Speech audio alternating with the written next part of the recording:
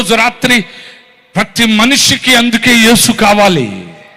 నువ్వెంత గొప్ప ధనవంతుడు అయినా నీకు యేసు కావాలి. నీకు ఎంత గొప్ప కులస్తుడు అయినా నీకు యేసు కావాలి. నీకెంత బ్యాంక్ బ్యాలెన్స్ ఉన్నా నీకు యేసు కావాలి. నీ కులం నిన్ను పరలోకానికి చేర్చదు, నీ ధనం నిన్ను పరలోకానికి చేర్చదు, నీ అధికారం నీ హోదా పరలోకానికి చేర్చవు. నువ్వు పరలోకానికి వెళ్ళాలంటే యేసు ఒక్కటే మార్గం. ఆయన సిద్ధపరిచిన రక్షణే యావత్ మానవాళికి అవసరమైన ఒక విషయం. అందుకే యేసు కావాలి, అందుకే యేసు కావాలి. క్రైస్తవులు అనేక మంది మనుషులకు యేసు గురించి ఎందుకు చెప్తున్నారంటే మతంలో చేర్చుకోవటానికి కాదు. ఎవరికి కావాలి మతం?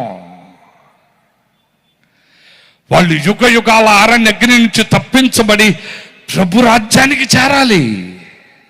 ఆనందంలో వాళ్ళు గడపాలి.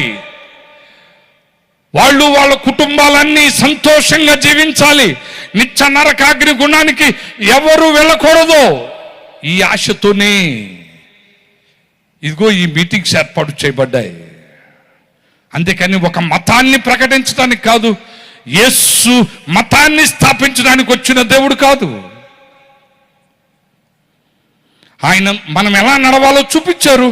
ఆ మార్గంలో నడిచిన వాడే క్రైస్తవుడు. బైబిల్ పట్టుకున్న ప్రతివాడు క్రైస్తవుడు కాదు. తెల్ల చొక్కా తెల్ల ప్యాంటు వేసిన ప్రతివాడు క్రైస్తవుడు కాదు. యేసుక్రీస్తు యొక్క అడుగు జాడల్లో నడిచిన వాడే క్రైస్తవుడు అంటే.